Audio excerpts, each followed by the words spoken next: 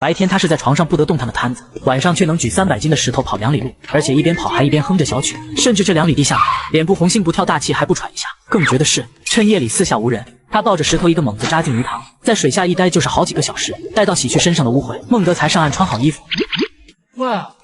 系统给的洗髓丸果然厉害，竟然治好了我的瘫痪，还增强了体魄。原来孟德重生到了1977年，前是为了给女知青掏蜂蜜吃，不小心从树上跌下来摔断了腿，结果就是村里最好的黑龙手，一下成了废人。不仅女知青提出了分手，因为他现在赚不了工分不说，还得家里掏钱看病，要不是2个发小给他在山坡上搭了个简易窝棚，孟德连个落脚地都没有。还好穿越者必备的系统来了，这才让孟德有了改变命运的机会。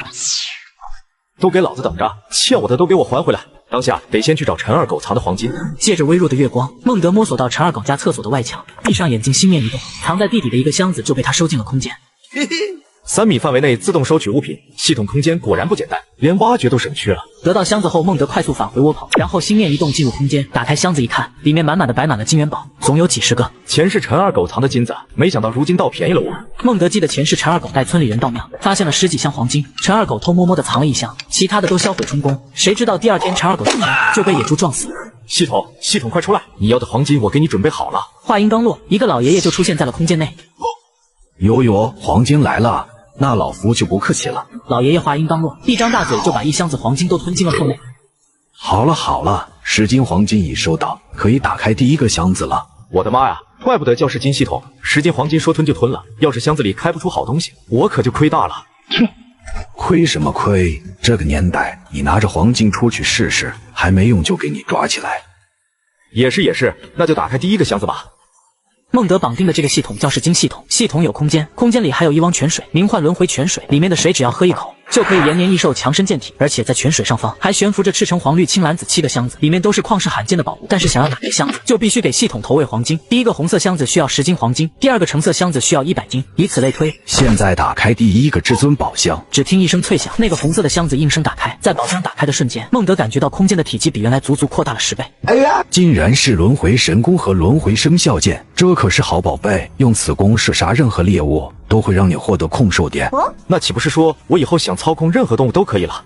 不错，小到一只蚂蚁，大到深海里的鲸鱼，想咋控制咋控制。兴奋了一会，孟德拿起弓箭就出了空间，将弓箭的箭囊背在身后。孟德拿着轮回神弓，推开房门来到了外面，伸手从后面取出一支箭矢搭在了弓弦上。孟德瞄准了30米外的一棵碗口大的小树，只听嗖的一声，不到1秒钟，箭矢直接洞穿了那棵树的树干。就在这时，孟德又看见不远处有一颗小石子，他再次取出一支箭矢瞄准了那颗石子，松开弓弦，箭到10岁。经过这一番折腾，天也亮了，不远处传来窸窸窣窣的走路声。孟德立马把弓收进空间，逃进屋里躺下，继续装成瘫痪的样子。德哥，你醒来没？我来给你送吃的了。敲门的姑娘叫莫如烟，去年夏天不小心掉进河里，是孟德不顾危险把她救上来岸。从那时起，这姑娘就喜欢上了孟德。如烟来了，你进来吧。莫如烟推门进来，将手里的饭布解开，一碗饺子就出现在了桌子上。德哥，这是我亲手包的饺子，猪肉大葱馅的，你快趁热吃。如烟，你费心了。孟德刚准备继续道谢，突然门口冲进来一个老头，一把猎枪结结实实顶在了孟德头上。老头用猎枪顶着小伙脑袋，却不要他的钱，也不是劫色，而是要供对方吃，供对方喝，甚至提出帮小伙盖1间大瓦房，就连村里的王寡妇都可以花钱请来照顾他。但老头有一个条件：孟德，你趁早死了这条心，我是不会让孙女嫁给你的。爷爷，你别说了，快把枪放下，多危险啊！爷爷，事情真不是你想的那样。孟德，虽然你救过如烟，但现在你腿断了，拿什么养她？当然，我们莫家也不是忘恩负义的人，以后我们会帮衬你的。但娶我孙女这件事，就别妄想了。如烟，跟我回家。还没等孟德反应过来，莫老头就拉着孙女走了。这莫老头脾气也太吓人了吧！我也没想娶他孙女啊。孟德无奈叹口气，转头看见了桌子上的饺子。喂，有没有大蒜啊？没有大蒜，醋总该有吧？然而回应他的是一片寂静。这年头也就莫老头有本事，家里条件好一点，莫如烟能给我包饺子吃，别人家每天吃的都是玉米糊糊，不如拿轮回弓打只野味解解馋啊！说干就干，孟德立即从空间取出轮回弓，来到外面张弓搭箭。此时天上正好飞出一只鸽子，孟德举弓就要射。不对，村里就只有莫老头养鸽子，这鸽子还是白色的，应该是他家的，不能射。想到这里，孟德收起了弓箭，乖乖返回屋里吃饺子去了。而那只白鸽最终落在了莫老头家的窗台上。莫老头拿过信鸽，将腿上的信拆下来，打开一看，是一张空白的纸条。是时候出发了，去帮我收拾几件衣服，明天我就要出门了。一旁的王寡妇没说话，只是拿出包袱布，默默地收拾起衣服。如烟，你过来一下。爷爷，你又要去城里看那个表叔了吗？你在家要听你王姨的，爷爷回来给你带城里的好东西。这100块钱你拿去给孟德那小子，带他去医院看看腿。咱墨家不能忘恩负义。爷爷，我替德哥谢谢你。第二天，莫如烟揣着10张大团结，早早的就来到了孟德住的窝棚。德哥，爷爷给了100块，我带你去医院看腿。这傻姑娘，我的腿早好了，但现在不能告诉她，我还要去要回我的钱呢。如烟妹子，去医院不着急，我得先去一趟知青点找苏萌。德哥，那个坏女人都不要你了，你还去找她干什么？你误会了，我不是要和苏萌和好，我是去要回她欠我的3块钱。以前吃的喝的酒当喂狗了，但这3块钱是她借我的，必须要。莫如烟见拗不过孟德，只好跟着孟德一起去知青点。孟德拄着2把大树叉子做的拐杖，莫如烟在一旁扶着他，两人7拐8扭的费了半天劲，才走到知青点。孟德，我们已经分手了，你还来干什么？你这个不要脸的，我德哥来找你可不是为了求你和好的，他是来跟你要账的。你一点感恩之心都没有，还是个知青，书本上学到的东西是不是都被你装进肚子里拉出来了？苏萌没想到莫如烟会骂他，却把他气得够呛。你个臭丫头，这里有你说话的份吗？我在和孟德说话，轮得到你插嘴吗？苏萌说着，伸手就想去扇莫如烟的脸，但莫如烟也不是吃素的，她先伸出左手挡住了苏萌扇过来的手，然后快速抬起右手向对方脸上抽去。下乡女知青看不起农村姑娘，却没素质的先动手打人，而且还是当着知青点众多知青的面，甚至村长来了也不给面子。然而令他没想到的是，农村姑娘可不好欺负，一只手抓住他打来的胳膊，另一只手反手就甩了女知青2个耳光，女知青当场就愣住了。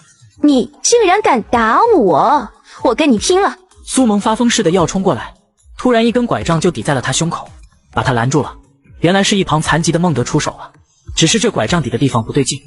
孟德，你大庭广众之下，你敢占我便宜？都给我住手！村支书拨开人群，一眼就看到了拄着拐杖的孟德。孟德，你腿受伤了，不在家休养，来这知青点闹啥？王叔，事情是这样的，我是来找苏萌要账的。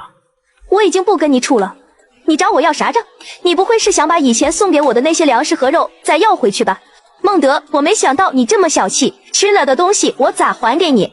我被莫如烟打了1巴掌，还被你用拐杖打了1棍，所以你得给我补偿。苏萌说着说着，蹲在地上哭了起来。你少在这卖惨，被你吃了的东西我就当是喂狗了。前段时间你借我3块钱，此事你不会忘了吧？苏萌皱了皱眉，很快就镇定了下来。你胡说，我根本就没找你借过3块钱，你有借条吗？谁能证明我找你借了3块钱啊？想不到这个女人这么无耻，你跟我借3块钱，说是要去供销社里买一条花裤衩，我肯定是没说谎，说不定那条花裤衩此刻你正穿着。闻听此言，苏萌瞬间红了脸。你胡说，我根本就没有买花裤衩，那3块钱我买了钢笔。你不是说没借德哥3块钱吗？这一下说漏嘴了吧？你真是一个撒谎成性的坏女人。周围看热闹的村民们纷纷哄笑不已。苏萌没想到孟德会故意用话炸他，但有一点他始终不明白，那就是他今天确实穿的是花裤衩。那钱是你给我的，孟德怎么会知道？不是我问你借的。苏萌，你的脸真的比城墙还厚。你为了想喝蜂蜜水，让我去爬大树给你摘蜂巢，害得老子摔断了腿。你不关心我的安危就算了，转头就把老子给踹了。我没跟你要赔偿，就已经很给你面子了。现在你竟然还想要将我那3块钱也给讹去。今天我把花撂在这，3块钱要是不还给我，那我跟你死磕到底。在这个年代，3块钱那是一笔巨款，如果买鸡蛋的话，至少能买60个。孟德，我现在身上真没有钱，看在我今天被打这么惨的份上，那3块钱你能不能不要了呀？此时，苏萌身上并不是1分钱都没有，少来这套！他还有5块多你现在说山上有石头，老子都不信。苏知青，既然你欠孟德3块钱，那就赶紧还了吧。他这腿摔伤了，现在肯定急等着用钱，要不然也不可能来跟你要的。眼见这3块钱是躲不掉了，苏萌只好哭摸向兜兜里，掏出了3块钱。孟德，这钱给你，以后我们互不相欠，还请你以后不要再来找我。你就放心吧，我就算是去茅坑里找蛆，我都不会来找你。苏萌气得是直跺脚，一句话未说完，手中的3块钱就被一个妇人给抢了过去。张菊花，你抢我钱干嘛？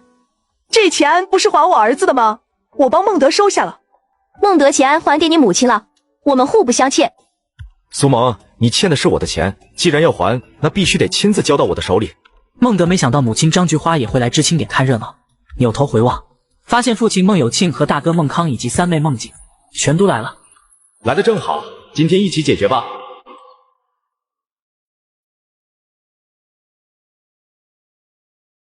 儿子上树掏蜂蜜摔断了腿，在这个人人靠赚工分吃饭的年代，一个不能干活的儿子就成了家里的累赘。可父母有也不至于把他给……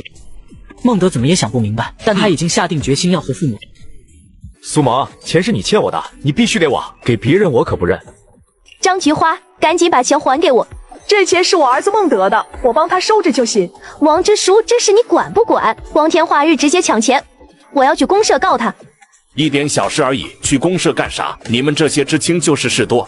王支书扭过头，瞪了张菊花一眼：“你胆子不小呀，敢抢钱，是不是想去农场住2天？”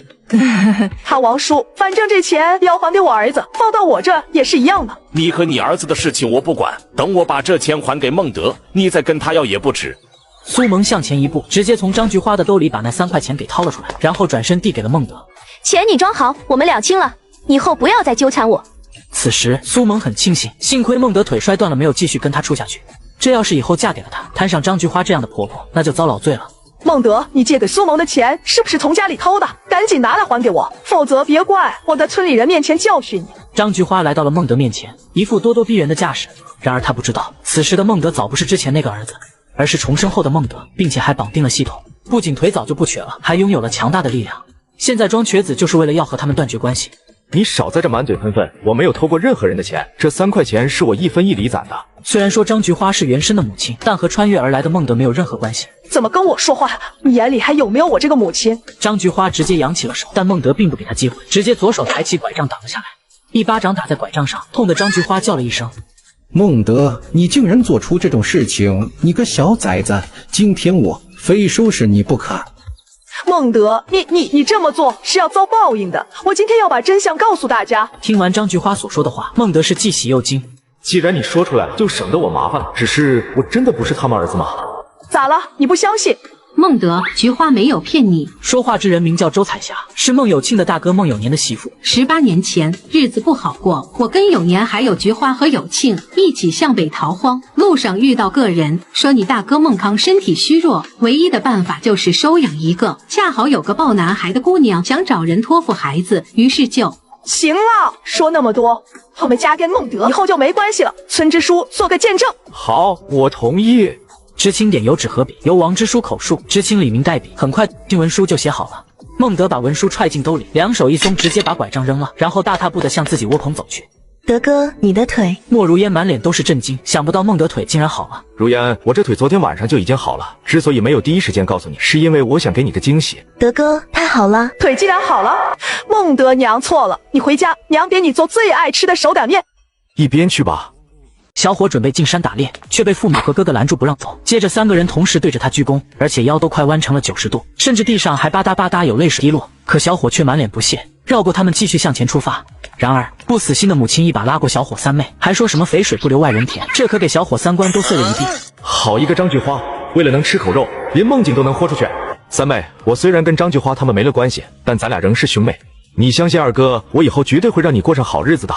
二哥，你进山一定要小心啊！知道了。绕开拦路的梦境，孟德向着蛇山出发。要不是我摔断腿被赶出门，永远也不可能知道真相。现在看我腿好了，又能打猎了，他们竟然反过来找我，哪有那么多好事？孟德感叹着前身的不容易。现在他穿越而来，还获得了系统，现在背着系统奖励的轮回神功，进山打猎将会更容易。努力吧，得让三妹早点脱离苦海。孟德手拿开山刀，刚走进蛇山不到100米，忽然听见前方10多米外的草丛里传来了细微的沙沙声。自从昨天晚上服用了洗髓丹，我现在的听力竟然这么灵敏了吗？又向前走了2步，孟德愕然发现前方草丛里有一条3米多长、手臂粗细的眼镜王蛇。没有任何犹豫，他快速将背后的轮回神弓拿在手中，并取出一支生肖剑搭在了弦上。这时前方的那条眼镜王蛇也发现了身后的孟德，昂首挺胸地冲着孟德发出嘶嘶的声响。长这么大不容易，赶紧滚开，老子今天心情好，不想吃你。我给你3秒钟的时间，马上离开我的视线，如若不然，你将是第一个死在我这轮回弓下的小卡拉米。不等孟德继续往下数，只见那眼镜王蛇昂着头向他游了过来。既然一心求死，那就成全你。松开弓弦，只见生肖剑瞬间贯穿了眼镜王蛇的脑袋。哟，击杀眼镜王蛇，奖励10个控兽点，小伙子不错哟。天作孽犹可活，自作孽必死无疑。心念一动，孟德先是把插在眼镜王蛇脑袋上的剑给取了回来，然后又将蛇给收。此时空间里悬浮着一个记录面板，只见面板上写着控兽点10个。正好孟德发现不远处的树上有一只小鸟。老爷爷，我如果想控制那只小鸟，需要多少个控兽点？需要20个控兽点，可控制10分钟。想要控制的时间加长，那就需要消耗更多的控兽点。虽然只能控制短暂的10分钟，但也完全够用了。为了防止有意外发生，他将开山刀收进空间，然后手拿轮回弓，并将一支生肖剑搭在弦上。走了没几步，前方的灌木丛里突然传出扑通一声，只见一只野山鸡飞了出来。看见野山鸡的第一时间，孟德就将手中的弓箭射了出去，箭到击落。恭喜啊，孟德！射杀野山鸡1只，奖励5个控兽点。目前已经有15个控兽点了，还差5个。就可以控制小鸟了。孟德快步向前，捡起了射中的野山鸡，是一只母鸡，个头不大，估计有个2斤。紧接着，孟德又走向野山鸡飞起的那片灌木丛，一番寻找，他在灌木丛里找到一个鸡窝，里面有12个野鸡蛋，拿起一个放在耳边来回晃了晃，还很新鲜，没有散黄。孟德把所有的鸡蛋全都收进了空间。怪不得刚刚那条眼镜王蛇在这里鬼鬼祟祟，原来是想吃鸡。孟德很是满意，刚进入蛇山不一会，就收获了一条眼镜王蛇和一只野山鸡，外加12个野鸡蛋。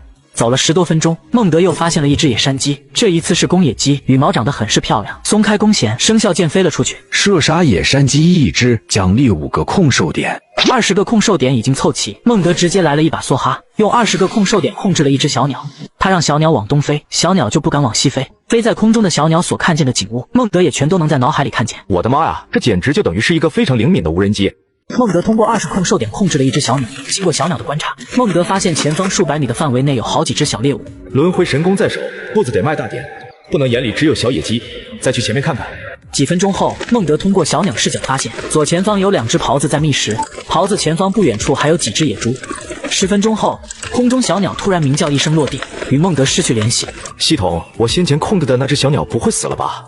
宿主控制的动物，时间到达会自动失去联系，但并不会死，只是精神受到一些损伤而已。休养一段时间就会恢复如初。那就好。他从空间取出2碗灵泉水喝掉，借助能补充心神的轮回之泉恢复状态。随后，孟德持弓箭走向2只狍子，途中遇2只野兔和几条毒蛇，都射箭捕获收入空间，共获得50个控兽点。孟德继续前行，不久便看到2只狍子，靠近到70米左右时搭弓射箭，第一箭瞬间洞穿一只狍子脖子，随后再射一箭，另一只狍子虽跑出10多米，仍被箭洞穿脑袋。小伙子，恭喜你呀！使用轮回弓射杀2只狍子，共获得100个控兽点。嘿，我头一回打到狍子，这狍子肉可比野猪肉好吃太多了，而且它的脚能入药，在县城黑市，一对成年狍子脚起码能卖30块呢。还有它那皮毛也是好东西。孟德将2只狍子收入空间后继续向前，没走多远就看到野猪群。孟德打量野猪时，与2只公野猪六目相对，双方都很意外。公野猪没想到遇人，孟德则盘算着野猪带来的控兽点。突然，一只公野猪向孟德冲来。既然你想第一个死，那老子就成全你。孟德拉弓射箭，手持生肖箭命中冲来的公野猪头颅。另一只公野猪又冲来，也被他一箭射中。2只公野猪倒地抽搐，母野猪嚎叫着冲向孟德。孟德面色平静，射出第3支箭。小伙子，不错嘛，这次上山收获颇丰嘛。使用轮回弓击杀3只野猪，奖励150个控兽点，今儿一共获得420个控兽点。没了成年野猪的庇护，你们想在这蛇山里活下去是绝无可能。与其悲惨的死在豺狼虎豹的口中，不如我送你们一箭吧。孟德心念一动，收回射出的3支箭，将3只大野猪收入空间，又分别射了12只小野猪，120个控兽点到场，全部射杀收在空间里。以后和莫如烟野炊时来上一只烤乳猪，那味道肯定会很不错。孟德转身下山，背着轮回神弓，腰间别着匕首，手提野鸡和野兔。不久，他来到村后农田，社员们看到他的猎物，纷纷投来羡慕目光。二牛、大海，中午去我家吃。德哥，这野兔很肥呀。这野兔确实挺肥，估摸着至少得有5、6斤重。这段时间谢谢你们俩照顾我，所以中午咱们好好搓一顿。孟德还没说完，村支书王永年走了过来。孟德，一上午的收获挺不错呀。还行，我运气比较好，在山里转了转，就射到了1只野鸡和1只野兔。孟德，我看这野鸡和野兔都是被弓箭射到了脖子，这说明你在山中打猎时使用弓箭的准头还是很不错的。所以我怀疑你是故意只打了这2只猎物，因为但凡你再多打1只野鸡，那么就得上交2/3了。王叔，我这么老实的一个人，怎么可能有这么多心眼呀？我在山里一上午，累得半死，还差点被毒蛇咬了。好不容易才射到了1只野鸡和1只野兔，我要是真有那么大的本事，肯定多打一些猎物分给村里人。以前我就觉得你小子行，就那个苏萌，她根本就配不上你。咱村里好姑娘多的是，我认为你就应该娶咱村里的姑娘，然后扎根在咱们村。怎么觉得王支书话里有话啊？王叔，我就不跟你在这闲扯了，我还得回去，如烟在等着我呢。必须要让王支书明白，他已经有了心仪的对象，那就是莫如烟。孟德，光有肉没有酒，那是不行的。这样吧，我家里有瓶好酒，中午我带去，咱爷俩喝2杯。正好有件事我要跟你说，我现在就回去拿酒，一会就去你家。难道村支书思想让我做上门女婿，还盯上了野鸡和野兔？看来中午饭桌上必须和如烟秀恩爱，让其知难而退。王叔，我那小木屋锅碗盆瓢啥都没有，你直接去如烟家，我把这野鸡和野兔送过去，中午咱们就在那吃。行，我知道了，你赶紧把肉送去，让如烟烧火做饭，我一会就到。王支书刚走，张菊花就舔着脸凑上来。孟德，我家有锅碗盆瓢呀，而且我的手艺你是知道的，要不把野鸡和野兔送到我家去吧。孟德没想到跟张菊花都没关系了，他还能舔着脸凑上来，居然能说出将猎物拿他家去做的话来。于是孟德直接无视张菊花，对他身后的孟静道：三妹，中午跟我去你如烟姐家吃。孟静没有第一时间回答，他看了看张菊花。你看我干啥？你二哥喊你去吃饭，你就去呗。记住了，以后你二哥让你干啥你就干啥。你先回趟家，把你小弟也带着一块去。我中午要宴请很多人，没有位置给你小儿子坐。孟德说完后，拽着孟静的手向莫如烟家走去，李二牛和王大海紧随其后。不远处，苏萌和几个知青也看到孟德的猎物，羡慕不已。要是孟德摔断腿的时候，我能去看望他，嘘寒问暖一下，那今天就有鸡腿啃了。看着苏萌那复杂的眼神，知青李明则调侃道：当初你要是不绝情，强行跟孟德分开，那咱们今天几个也能沾你的光，吃上野鸡了。不得不说，这个孟德是真有本事，能在如此危险的蛇身里，轻而易举的就打到了野兔和野鸡。有啥本事？只不过是一个星野莽夫罢了。不多时，孟德一行4人来到了莫如烟家。当看着孟德手中提着野鸡和野兔，莫如烟非常的开心。德哥，你上山没有受伤吧？一点伤都没有。如烟，我的木屋里啥都没有。今天我们几个人的午饭能不能在你家里解决啊？你跟我还客气啥？我去烧水。孟德处理猎物时，村支书王永年手里拿着酒走来，身后跟着一位梳大辫子的村姑，正是王永年的大女儿王彩莲。孟德，我听说你打到了野兔和野鸡，所以过来看看热闹。既然你都邀请我爹吃午饭了，那顺便也邀请我一下呗。啥邀请不邀请的，一顿午饭而已，没那么多讲究，你就留下来和我们一起吃吧。王彩莲嘿嘿一笑，走进屋里，帮莫如烟和孟静一起做饭。孟德则和王支书站在院门前闲聊。王叔，虽然我和张菊花家没了联系，但我户口还在他那，你能不能帮我个忙，把户口从他们家给迁出来？王支书没有犹豫，直接点头答应。这事简单，包在我身上。彩莲，你出来一下。爹，饭还没做好，还得等一会才能吃。你来跟孟德聊一聊，我去看看野鸡烧的咋样了。村支书王永年有意撮合他大女儿王彩莲和孟德，于是将王彩莲叫过来，自己就向院子里去。知道我爹想让我跟你聊啥吗？我爹看上你了，正好你现在无父无母，所以我爹就想让你去我们家做上门女婿。这种好事你也就只能在心里想一想。孟德，虽然你是一个很不错的小伙子，但我看不上你。闻听此言，孟德既欣喜又意外。真是太好了，王彩莲看不上我，那这事就好办了。不过王彩莲竟然看不上我，自认为成不错，在村里也算一表人才。孟德，咱是一个村生活这么多年的邻居，我知道你是一个很不错的人，但是你可千万不能因为我爹想让你当上门女婿，就对我抱有那种想法。反正我是不会嫁给你的，我王彩莲是不会一辈子住在这乡下的，将来我是要去大城市里生活的。彩莲姐，你知道的，我是一个老实人，你尽管放心，我肯定不会对你乱想的。那就好。对了，你觉得那个杨知青人咋样？你说的是杨伟吗？就是他。这王彩莲会不会是看上杨伟了？应该不可能吧，就杨伟那瘦弱的身躯，这要是真在一起了，那杨伟可就惨了。彩莲姐，我觉得杨伟人还行，就是可能最近被苏萌给迷惑了。我知道杨伟肯定是被那个苏萌给引诱了。彩莲姐，你是不是看上那个杨知青了？竟然被你小子给看出来了，我确实看上那个杨知青了，此事可不能跟村里人说，必须得把这两人紧紧给焊死，简直天造地设的一对，要是不在一起就可惜了。孟德看了看院子，确定没有被人听见后，小声说道：彩莲姐，既然你喜欢杨伟，那我可以帮你追到他。此话当真？彩莲姐，绝对当真。不说别的，光你爹在村里的地位，我也不敢骗你啊。彩莲姐，我得先好好想一下，明天我告诉你一个好办法，咱们先去吃饭。孟德刚说完，院子里传来了莫如烟的喊声：德哥，可以吃饭了。如烟，辛苦了，谢谢你做了这么多菜款待我们几个。不用客气，这野鸡和野兔也都是德哥你拿来的。众人酒足饭饱后，都各自回家。孟德刚走到小木屋，就看到村里王木生的媳妇冯爱梅抱着还没断奶的孩子站在小木屋前，将人让进屋里后，冯爱梅二话不说就脱衣服。冯爱梅，你这是干啥？注意一下场合，想脱衣服回家脱去，不要在我这里乱来。大白天木屋门还敞开着，若被人看见，很快会传遍王家村。万一莫如烟知道了，定会对我有看法。孟德，不是你想的那样，你腿伤好了，我就是过来看看你的。我家里也没啥好东西，只有这个了。冯爱梅把孩子放床上，边说边拿起桌上空碗，背对着孟德，不一会转身，手里端着碗。这一下直接给孟德整不会了。一开始以为冯爱梅是为了她男人王木生的病情，询问一下张道长的事情而来，但现在看来她另有目的。你就直说吧，到底来找我干啥？你先把这喝了，凉了就不好喝了。你再磨磨唧唧，我现在就把你赶出去。孟德，我家的情况你也知道，我男人王木生残废在床，儿子还小，小姑子才8岁。我无数次夜里哭着想一死了之，可看着儿子又狠不下心，我能力有限，实在不知咋养活一家老小。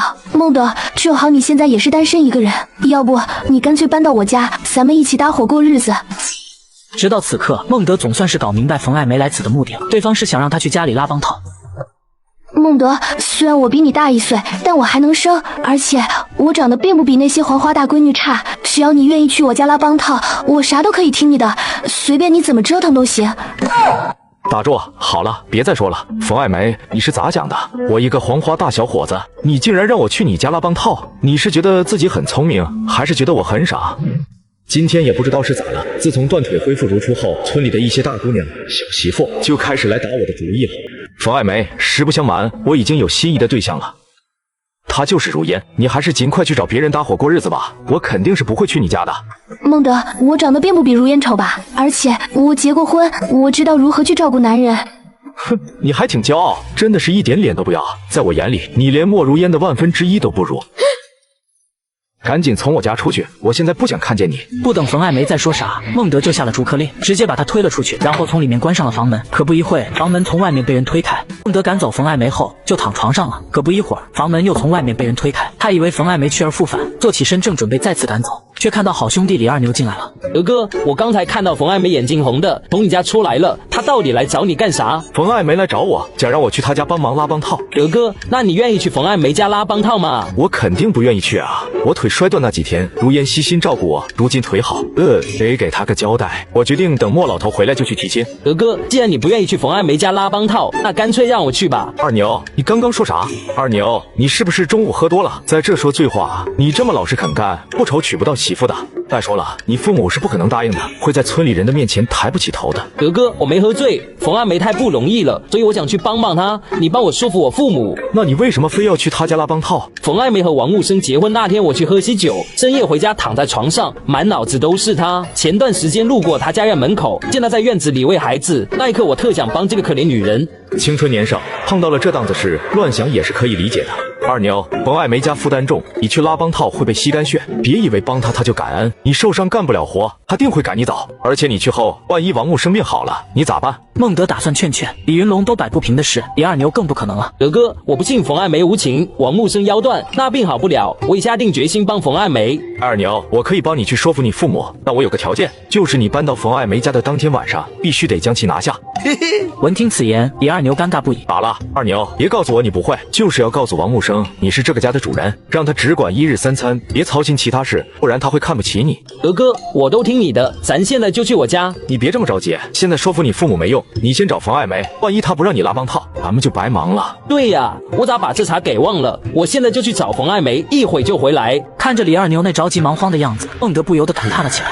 还是年轻呀，这次就帮你小子圆了惦记邻家大姐姐的梦。二牛来到了冯爱梅家，看见冯爱梅一个人坐在院子里暗自伤心，直截了当就问：爱梅，我来你家拉帮套，你觉得咋样？冯爱梅强忍内心的激动，她快步向堂屋走去，不一会儿叫李二牛进屋。李二牛看到躺在床上的王木生，打了个招呼：木生哥，你进来，身体咋样？半死不活，拖累了整个家。二牛，你为啥想来我家拉帮套呀？李二牛偷偷看了看坐在床上一言不发的冯爱梅，谨慎的回答：木生哥，我见你们家的生活太难了，董嫂子一个人也太辛苦了，所以我想帮帮你们。那你父母会同意吗？木生哥，要你们愿意我来拉帮套，那我父母肯定会同意的。行，只要你父母同意，你随时可以搬过来。二牛，让你一心一意把我这个家给照顾好，爱梅以后就是你媳妇了。李二牛离开冯爱梅家，就领着孟德来到了他家门。进了屋就向爹娘跪了下来。爹娘，我做了一个很重要的决定，还希望二老能够成全。你这是干啥？赶紧起来！爹娘，我想去冯爱梅家拉帮套。啥？你再说一遍。说完，二牛爹李孝武就随手从门后拿起扫帚打了过去。我打死你这个不孝子！老子含辛茹苦把你养这么大，你竟然想去别人家拉帮套，祖宗8辈的脸都能被你丢尽！我今天打死你！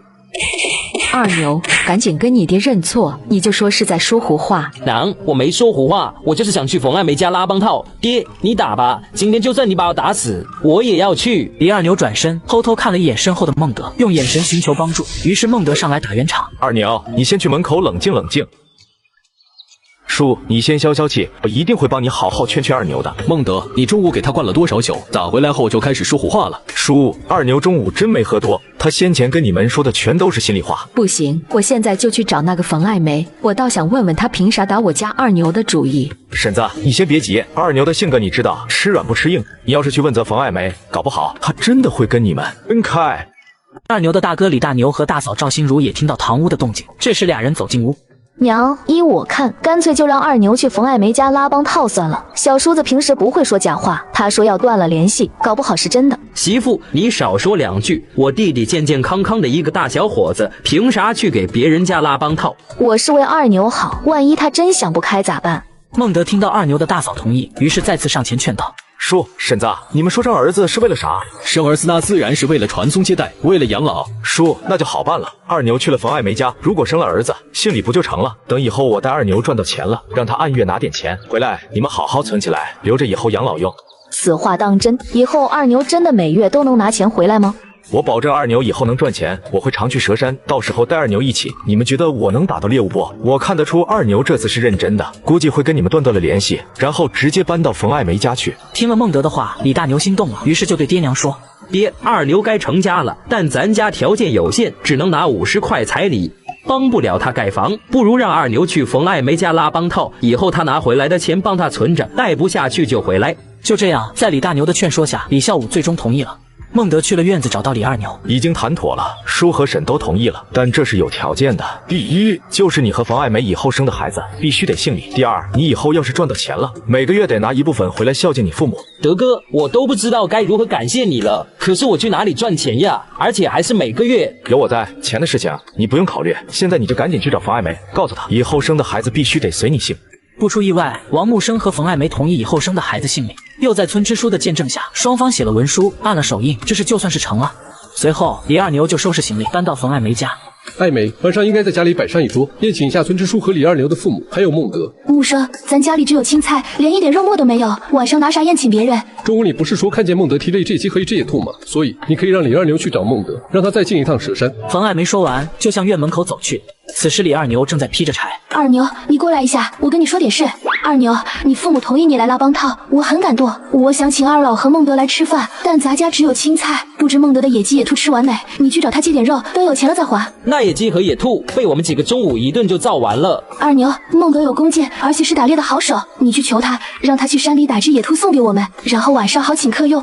绕了几个弯，冯爱梅终于说出了王木生交代他办的事。李二牛微微皱眉，他不太想去，因为接二连三的找孟德帮忙，这样不好。二牛，我现在等于是你媳妇了，你的父母就是我的公公和婆婆。如果是我自己吃饭，哪怕吃糠腌菜都可以，但晚上我想请公公和婆婆过来，所以想多准备2道菜。都怪我家里太穷了，想拿块肉招待公公和婆婆都没有。爱梅，你别哭呀，我现在就去找德哥帮忙。李二牛伸出手为冯爱梅擦去了眼角的泪水，随后他转身向孟德家走去。当冯爱梅知道中午已经将野鸡野兔都吃完时，瞬间就抽泣起来。而恋爱脑李二牛看到冯爱梅委屈，立马向孟德家走去。半道上，李二牛碰到了莫如烟。二牛，你干啥去？我刚听说了，你去冯爱梅家搭伙过日子了，你是咋想的？如烟，我就不跟你解释了，我得赶紧去找德哥，看看他能不能再去山里打只野兔。二牛，孟德中午喝了酒，你就别让他再去山里打猎了。你这是刚去了冯爱梅家就要给他家人吃肉。如烟，冯爱梅打算晚上在家里摆一桌，但是没肉。我家里还有1块咸肉，我现在回去拿给你。莫如烟说完，转身就走。莫如烟主要不想让孟德去蛇山里打猎，蛇山太危险了。不多时，他就回来了。这块咸肉有1斤重，绝对够炒2盘的。这还有1瓶二锅头，你也拿回去吧。如烟，真的是太感谢你了，你和德哥对我的帮助真的很大，我不会忘记你俩的。晚饭时，村支书和孟德都到了，李二牛父母没来，只有李大牛过来。众人酒足饭饱后就都离开了，而孟德走了一段路，又悄悄绕到冯爱梅家屋后面，侧耳倾听屋里的动静。二牛，累了一天了，洗洗脚睡得会舒服些，洗完脚早点睡，明天还得早起。冯爱梅说完，准备转身离去，但李二牛却一把拉住了她。爱梅，老话说了，洞房花烛是男人一生最幸福的事。二牛，你别这样。这时，堂屋里传来了王木生的咳嗽声。二牛，我最近身子不舒服，而且我儿子还不会走路，等儿子能走路，我一定好好伺候你，也给你生个儿子。我去看看木生，他总咳嗽，身体越不好了。冯爱梅向外走去，李二牛很是失落地坐在偏屋的床上，躲在屋后面的孟德将屋里的动静听得是一清二楚。果然被老子给猜对了，所谓的身子不舒服，孩子不会走路，全都是借口。如果冯爱梅真的对李二牛好，那晚上绝对会睡在偏房的。不行，必须得让二牛今天晚上把梦给圆了。孟德回到小木屋，待王家村人都入睡后，悄悄离村前往县城。普通人步行40里续很久，他不到1小时就抵达。依据前身记忆来到黑市附近，趁无人，他从空间取出黑布蒙面，又拿出一只公野猪背上，随后走向黑市。孟德刚来到黑市巷子口，2个戴着口罩的男子拦住去路。买的话交2分钱，卖的话交1毛钱。肯定是卖啊！孟德交钱后被野猪进巷子，没想到里面空间宽敞，摊位众多且商品多样。他正准备找地方卖猪时，2个戴口罩的年轻人走来。像这样整只的野猪，我们黑市也可以直接进行收购。如果你嫌麻烦，不想蹲在这里长时间的摆摊，那可以直接卖给我们。卖谁不是卖啊？早卖完早省事。像这样整只的野猪，你们收购的价格是多少？你跟我们来，价格的事情我们做不了主，一切都是黑哥说了算。孟德跟着2个戴口罩的年轻人往巷子深处走，拐2、3道弯后，通过墙壁暗门进入库房。不久，一名30多岁中年男子带着一胖一瘦2人进来。我姓肖，单名一个黑字，承蒙兄弟们看得起，在外面大家都称我一声黑哥。肖老板，你看我这只野猪咋样？还不错，这血还没干，应该是今天下午刚打到的吧。肖老板，不知你这里收购野猪肉的价格是多少？供销社里凭肉票购买的猪肉是8毛钱1斤，我这里每斤野猪肉的收购价格是9毛钱，但不能给你肉票。这年头做买卖不容易，我也是冒着很大的风险，所以你也得让我赚一点。孟德点头同意。肖黑让人称野猪，重达400斤，按70%出肉率算的肉280斤，总价252元。肖黑和瘦如猴的男人出去，到库房外，瘦男人凑到肖黑身边小声说：“黑哥，9毛钱1斤，给多了吧？那小子就一个人来的，不如我们。”张三，你咋总是想打砸抢呀？有你在身边，老子这买卖一辈子甭想做大。黑哥，我就是想给你省点钱。你个猪脑子，400斤的野猪，那小子一个人扛来的，我估计他肯定练过功夫，所以咱们3个加在一起都不一定是他对手。黑哥，你不是有枪吗？那小子像猎户，今日能打到野猪，日后或许还能打到黑熊，跟他处好关系，就能持续供货，我也能源源不断赚钱。张三，记住，咱干黑市也要讲诚信，不然买卖做不大。张三听后连连点头。不多时，肖黑返回库房。小伙子，这是252块钱，你点一点。肖老板，钱没问题，那我走了。等一下。孟德拿到卖野猪的钱，准备离开时，肖黑从口袋里掏出一把匕首。孟德看到后，做出了准备防御的架势。兄弟，头回和你做买卖，我觉得你人不错，我帮人管这黑市，收购货物要记着。这野猪我很满意，但是我价格限制，给不了高价。不过我有特权，能送你块猪油。手拿匕首，肖黑当着孟德的面直接割了一块猪油出来，随后又装到袋子里递给孟德。肖老板，那就谢谢了，以后我和兄弟们打到的猎物就都送到你这来。那就太好了，下次再来我请你喝酒。对了，肖老板，不知道你这里收不收狍子肉？肯定收呀，而且狍子肉的价格比野猪肉高，如果你能打到狍子，我可以给你1块钱1斤。肖黑在此处经营黑市，收购上来的各种肉类，一部分直接在黑市销掉，另一部分则会连夜用车辆运到省城，价格会高很多，尤其狍子肉要比野猪肉好卖多了。肖老板，实不相瞒，今天我和兄弟们还打到了2只狍子。兄弟，那你咋没一块带过来啊？我这有自行车，要不我跟你回趟家。如果今天晚上再能收到2只狍子，那就赚大了。不用自行车，我兄弟们就在附近，你在这等着，我去就回。撂下一句话，孟德提着编织袋快速离开库房。不一会儿，孟德扛着2只狍子赶了回来。我得搞一条狍子腿下来，肖老板，我这条腿我自己吃。孟德用匕首旋下一条20斤重的狍子腿，最后2只狍子共卖了112元。肖老板，我只要50现金，剩下的都换成票证吧。对了，你这黑市上有没有人卖药啊？孟德这大晚上的来黑市，除了卖野猪，还有就是必须得给好兄弟李二牛搞点药。兄弟，你要买啥药呀？我有一个朋友，他最近和媳妇吵架了，他那媳妇死活不让他上床，所以我想买点药送给好朋友。明白了，你来我这黑市就来对了，只要一包药下肚，我保证你的朋友和他媳妇一定会和好如初的。随后，肖黑带着孟德来到黑市的那条巷子，从一个老头手里买了5包药。孟德随手打开一包，发现是粉末，还有淡淡的香味。这药对人身体没啥影响吧？放心好了，这药我卖了几10年了，卖的就是一个口碑。孟德确认药没问题后很满意，又从老头处买了2包蒙汗药，还在黑市买了米面、生活用品等，然后迅速回王家村，让李二牛喝了药。听到屋里传来的动静，孟德向村中的鱼塘走去。来到鱼塘边，虽无捕鱼工具，但心念一动，将塘水收进空间。见塘底大鱼，他正准备用弓箭射鱼时，塘中露出石棺。他走到石棺旁，发现内有小石棺，里面只有淤泥和尸骨，别无他物。你们俩竟然比我还穷，真不忍心看你们在这鱼塘里泡着。我为你们找到风水宝地。如果想感谢我，晚上就托梦告诉我哪里有金子吧。心念一动，孟德将2具石棺给收进了空间，全当做个好事了。接下来，他使用轮回弓不断的射杀着那些活蹦乱跳的大鱼。这鱼塘是生产队准备到年底时再捕捞的，现在可是便宜我了。小伙子，你这晚上还不休息啊？又得到了580个控售点，再加上之前的，现在正好一共1000个控售点了。我可是刚才去二牛家，答应二牛明早给他送鱼的。为了二牛的好事儿，我可是操碎了心。随后，孟德便将之前收进空间里的池塘水又给送了出来，找了一把铁锹。孟德来到了村后的一片荒地，挖了起来，随后将2具石棺给埋好。第二天清晨，趁着村民们还没起床，孟德提着3个编织袋来到了莫如烟家。德哥，你咋起来这么早？我家里锅碗盆瓢啥都没有，以后1日3餐我就在你家解决吧。这些东西你收着，算是我的伙食费。莫如烟打开编织袋看了2眼，他很是震惊，然后急忙提着编织袋退回到院子里，又一把将孟德给拉进了院子里。德哥，这些东西你从哪里弄的？你身上只有3块钱，怎么能买这么多东西？德哥，你不能因为交伙食费就去做坏事。别担心，这些东西是我昨晚在黑市买的。实话说，昨天进蛇山打猎，还打到大野猪，昨晚费很大劲把野猪弄到县城黑市卖了200多块，米面和鱼都是用这钱买的。德哥，要是让村里人知道你将打到的野猪偷偷卖了，那肯定会引起民愤的。这时，莫老头的老伴王翠花从屋里出来，听到孟德的话，也是很着急。孟德，我们家现在不缺吃，不缺穿，你以后可不能这么鲁莽了。如烟，孟德打到野猪这件事，绝对不能跟村里任何人说，遮蛇皮袋里的东西也不能跟任何人提起，只要村里人不知道，那此事就可以糊弄过去。我赶紧暂屋里去。德哥，最近几天你就不要再去打猎了，也不要再花钱去买东西了，以免被村里人察觉。孟德趁王翠花藏东西时，轻轻搂住莫如烟，并在她额头亲了一口，因为他知道莫如烟是在担心他。趁莫如烟满脸通红，还没缓过来，就笑着走了。数分钟后，孟德来到了冯爱梅家，院门大开，他直接走了进去。孟德看见李二牛正坐在土灶前烧着锅。二牛，咋你在这做早饭？冯爱梅干啥去了？德哥，爱梅她腿有点不太舒服，我让她多睡一会。二牛，你这小子看着不咋样的，没想到这样牛。德哥，你小点声，那个王木生到现在还怨恨我呢。没必要理他，生气就让他生气吧，反正他躺在床上又下不来。这是昨天晚上答应给你抓的鱼，现在送来了，鲫鱼下奶，还有一条鲢鱼。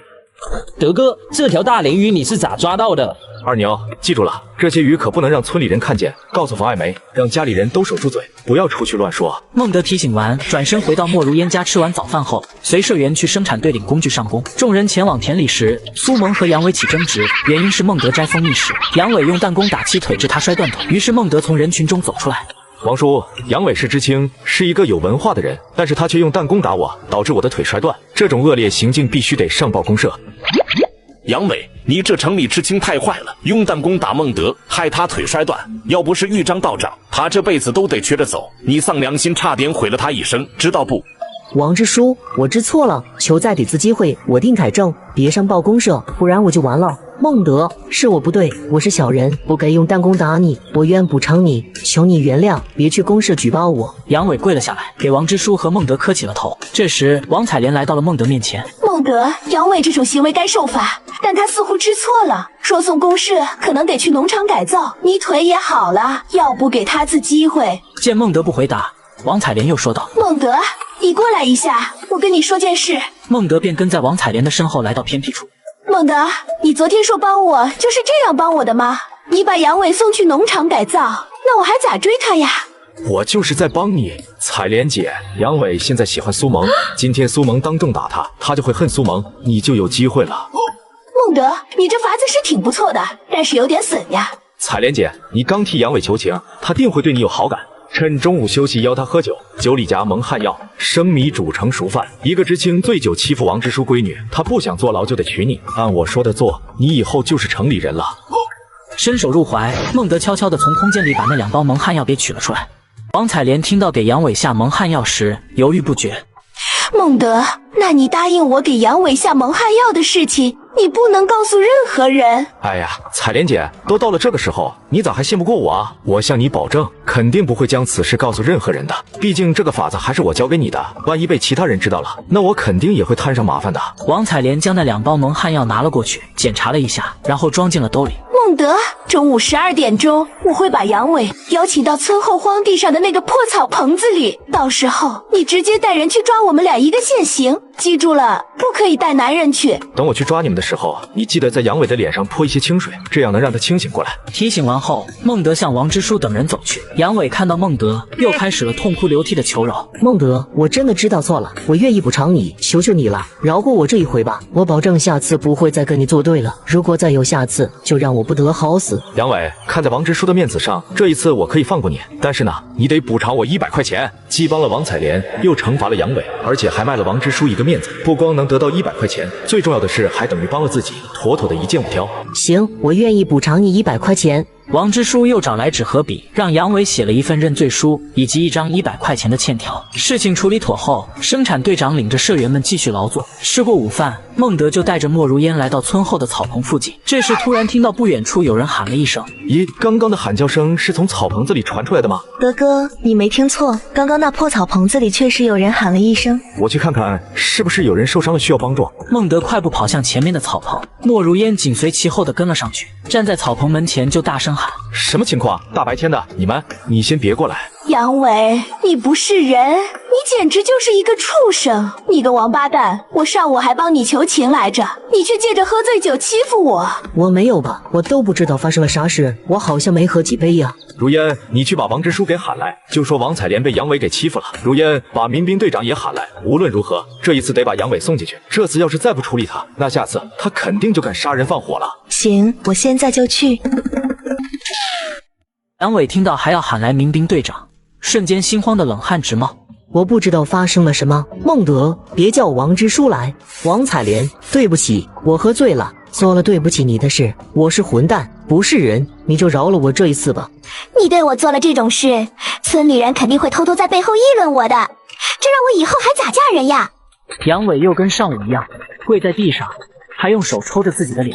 王采莲，真的对不起，千万别让你爹把我送到公社去。我今天就发电报给我父母，让他们赶紧凑100块钱来，算是对你的补偿。你看这行不行？杨伟，你是不是忘了还欠我100块钱？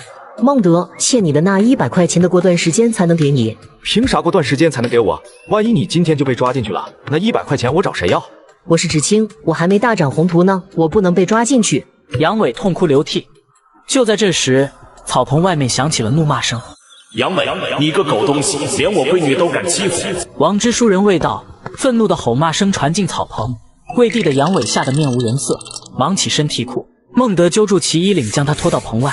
王叔，我和如烟准备来这里看看他儿时的家，没想到竟然碰到了杨伟这个畜生在欺负采莲姐。王永年对着身旁的民兵队长说道：“大山，把这个狗东西给我绑了，敢欺负我闺女，我要让他付出代价。”王大山点头示意，身后2名民兵上前用绳捆绑杨伟。王采莲哭喊着从草棚冲出，扑向母亲，同时悄悄向孟德使眼色。孟德随即走到王支书身旁：“王叔，能否借一步说话？”王叔，我有个建议，不知道当讲不当讲。孟德，有啥话你直说就行，不用跟我拐弯抹角。王叔，就算你把杨伟打死，也改变不了采莲姐名声被毁的事实。我觉得此事可以换种方式处理，反正采莲姐和杨伟都是单身，不如让他们俩直接成亲得了。话音刚落，杨伟就当着所有人的面大声喊：“其实我下乡到王家村，第一次见王采莲就有好感。今天我多喝了酒没控制住，采莲，我愿娶你，会一辈子对你好。”既然你对我有好感，那你为啥不跟我说呀？我其实想跟你说，但我怕被你拒绝。虽然嘴里说的都是虚情假意，但杨伟明白眼下的局面，如果再不说一些好话来打动王采莲，那他的处境会非常危险。当家的，要不就按孟德说的办。孩子他娘的话，王永年叹了口气。原本他是想把孟德弄过来当上门女婿的，谁曾想半道上杀出了个阳痿，把他的计划全给打乱了。当家的阳痿可能是因为离开父母，没人管教，所以做了些错事。反正接下来一段时间，他还得在王家村由我们当面看着，说不定他能慢慢改好。大山，先把他松开。王大山点头，亲自上前把绑在杨伟身上的绳子给解了开来。这一劫应该是躲过去了。一世之亲借着酒劲强行欺辱一个姑娘，会摊上什么样的罪责，就不用我跟你多说了。既然孟德帮你求情，那我多少得卖他个面子。现在我给你2个选择：第一，我让大山继续给你绑上，然后把你押送到公社。至于你会受到什么样的惩罚，那就不关我的事了。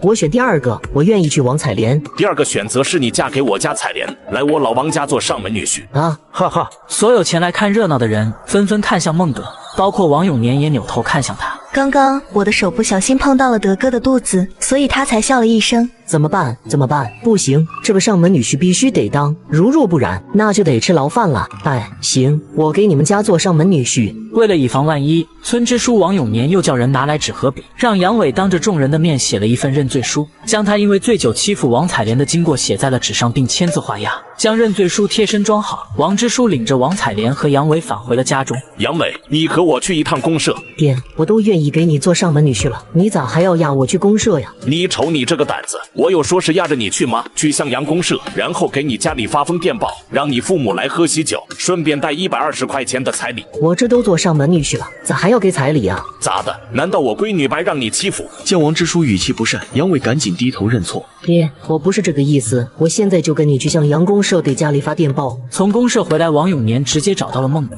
户口的事我已经给你办妥了，孟德，另外我又给你弄了一块宅基地。王支书将户口本和宅基地证明递了过来。王叔，真的是太感谢你了。孟德双手将户口本和宅基地证明给接了过来。户口本和宅基地证明都亲自送过来了，王叔肯定是有事相求。王叔，你来找我是不是还有其他事情？德，你觉得叔对你咋样？那还用说吗？王叔，说句良心话，你对我是真不错。孟德，既然你觉得我对你挺不错，那我有个忙想请你帮一下。王叔，我这腿刚好没2天，大忙我肯定帮不了。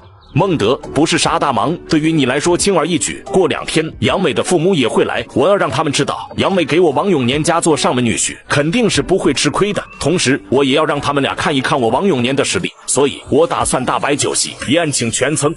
王叔，你大摆酒席，我是支持的，但我能力有限，既没有钞票，也没有酒票，没办法帮你搞到摆酒。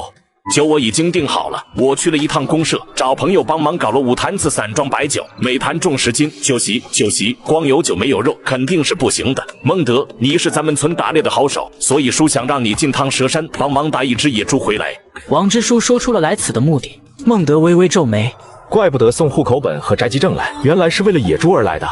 王叔，先不说我能不能打到野猪，就算我打到野猪送给你了，此事要是让村里人知道……孟德，你不用担心，等野猪打回来，开膛破肚后，把猪皮一拔，完全可以当成家养的猪肉来摆酒席。只要你不说，我不说，村里人是不会知道的。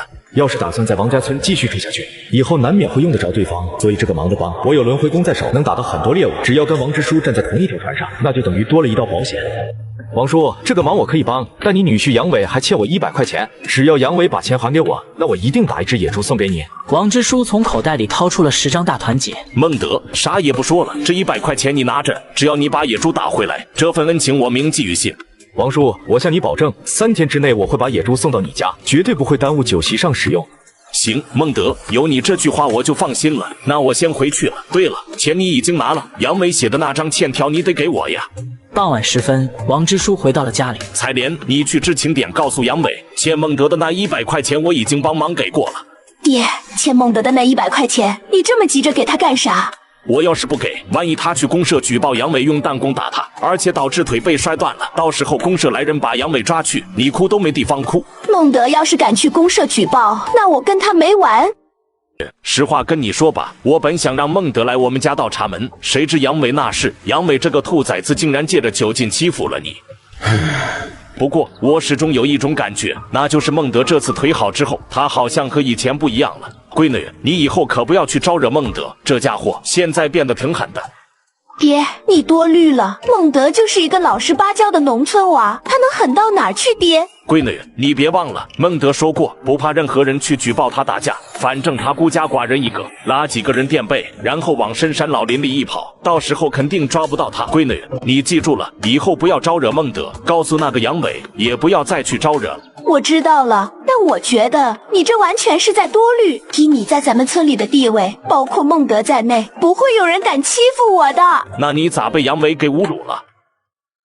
第二天，孟德再次背着轮回弓，拿着开山刀进入了蛇山。孟德花了20个控兽点，很顺利的控制了一只小鸟。通过小鸟在空中观察，孟德顺利的射杀了5只野山羊。恭喜宿主使用轮回弓又射杀5只野山羊，现奖励250个控兽点。将羊收进空间时，见不远处有枣树结满熟枣，他爬树摘了30斤野枣，坐在石头上边吃边休息。咦，那是啥？忽然，他发现左侧陡崖有排玄关。孟德收了弓箭，徒手攀爬半小时，来到第一口关旁，感知到没有陪葬品，连探8口皆如此。不知不觉，孟德来到了最后一口玄关的边上。让他非常意外的是，最后一口玄关的棺盖上竟然长着一株灵芝。什么情况？棺材盖上咋会长着灵芝啊？没有土壤，没有水分，靠什么吸收营养？孟德发现那株灵芝异常的鲜艳，个头有盛菜的盘子大小。凝神感知了一下，他再次目瞪口呆，因为他发现灵芝的根部穿透了棺材盖，而且在棺材里有一个坛子，在坛子里有一些黑褐色的液体。此时，那灵芝的根部已经穿透棺材盖，延伸到了坛子里。孟德若有所思，怪不得这灵芝能长得这么鲜艳，原来养分是从棺木里汲取的。孟德从空间里取出莫如烟送他的那把匕首，小心翼翼地把棺材盖上的灵芝给割了下来。这个灵芝他并不打算自己服用，毕竟空间里的灵泉水要胜过所有的大补之物。另外，孟德也不打算把这灵芝送给朋友，毕竟这玩意是长在棺材盖上的，也太不吉利了。既不能服用，也不能送朋友，那就只能晚上去趟黑市了。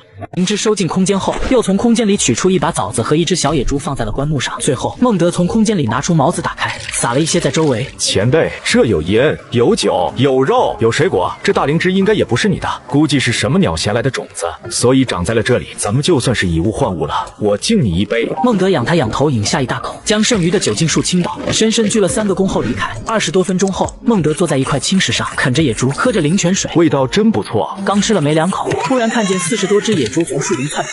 怪不得老子进山2个多小时了，愣是一只野猪都没看见。原来你们一家老小全都围在这里开会呢。孟德微微一笑，将未吃完的烤乳猪收进空间。就在这时，那40多只野猪快速向他冲了过来。有种1对1啊！你们这群不讲武德的畜生！孟德寻了一棵大树，手脚并用爬了上去。刚爬到大树上，那群野猪就来到了树下，不断的顶撞着树干。坐在一棵树杈上，取出空间里的轮回神弓，一支箭矢搭在弦上。孟德瞄准了那只最大的公野猪，嗖的一声，生肖箭贯穿了那只野猪。野猪躺在地上，发出凄惨的叫声。恭喜宿主使用轮回攻击杀野猪1只，现奖励50个控兽点。孟德又接二连三地射出了9支箭矢，不一会，整个野猪群只剩下最后一只野猪，傻傻地呆坐在地上。系统，我要控制这只野猪，需要30个控兽点，可以控制的时间为10分钟。在地上打个滚。话音刚落，野猪躺在地上，四脚朝天滚了2圈。去溪水里洗个澡。野猪从地上爬起来，一头窜进了不远处的溪水里。这30个控兽点花的是真值。天黑之后，孟德走出了蛇山，1下午的时间，空间里多了46只野猪和5只山野山羊，还有20多只野鸡和野兔，控兽点也多了2850个。到现在为止，他还剩余3800个控兽点。夜深人静，他来到了村后，准备去王之书家。就在这时，孟德看见不远处有手电筒的光亮，在距离还有30米远时，他这才看清，竟然是莫如烟。不用想，孟德也知道莫如烟肯定是担心他这么晚还没回来，所以来到村后等着。心念一动，孟德从空间里取出一个布袋子，里面装着3斤多的枣子和12个野鸡蛋。如烟，大晚上的你不在家睡觉来这干啥？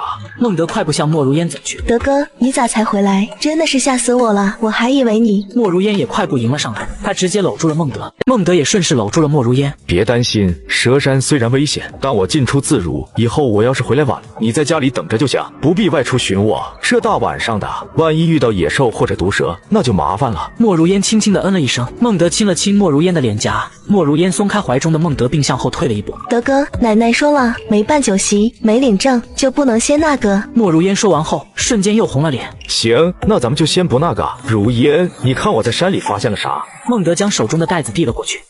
鸡蛋、枣子。野鸡蛋是我在山中发现的，这枣子是野生的，很甜。如烟，你尝尝。接过枣子，莫如烟轻轻地咬了一口，真的很甜。时间不早了，那咱们回去吧。这大晚上的，反正都出来了，赏一回月再回去吧。如烟，你看今天晚上的月亮多美，又大又圆，咱们看看月亮，聊聊天，等一会再回去。两人肩并肩坐在草地上，莫如烟歪头靠在了他的肩上。德哥，你说这月亮上有嫦娥和玉兔吗？有没有嫦娥我不知道，但肯定有兔子，听说那兔子很白。这时后面草丛里突然窜出个人影，你们俩咋这么不让我省心呀？这大晚上的，要是被村里人看见可咋整？王翠花一把将莫如烟给拽了起来。我让你不要出来，你倒好，趁着我刷碗，一个人偷偷跑出来了。这大晚上的多危险，万一被蛇咬了一口咋办？赶紧跟我回家，此事要是让你爷爷知道了，肯定又得说我2句。奶奶，我们啥都没干，只是在这看了看月亮。莫如烟一本正经的解释。如烟，我今年还不到60，并没有老眼昏花，我都看见孟德亲你的脸了。年轻人这点事我懂，但我跟你说了，此事急不得，等你爷爷回来就给你们办。孟德，你进山打猎咋这么晚才回来？你难道不知道如烟担心你吗？让一个小姑娘在村后等你，这要是遇到坏人可咋办？噼里啪啦，王翠花是一顿说教。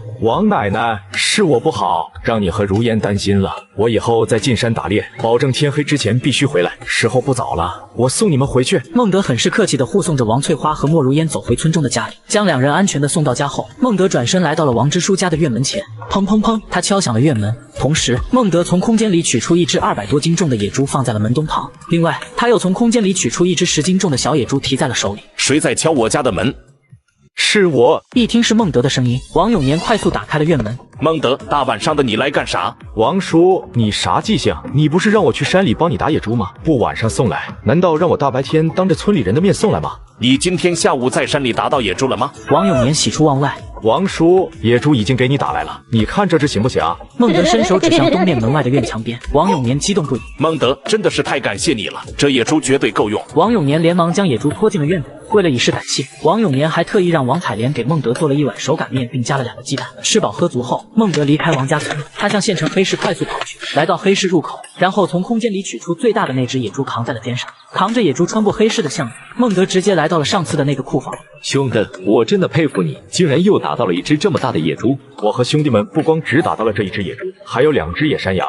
不过这一次卖给你，我不打算要钞票，最好能用金子来交易。没问题，可以用金子交易。兄弟，无论你打多少猎物，我都可以给你折换成金子。实不相瞒，这些年我也存了一些小黄鱼。肖老板，有你这句话就行了。还有，咱们就用金子来交易，我这人比较喜欢金子。随后经过称重，孟德这次带来的这只野猪重达480斤，按照70%的出肉率来计算，这只野猪一共价值302块4毛钱。金子等一下再给我，现在我去把那2只野山羊也给弄来。孟德说完离开了库房，10多分钟后，他扛着2只野山羊走了回来。兄弟，这野山羊挺不错的，我就按照狍子肉的价格给你计算。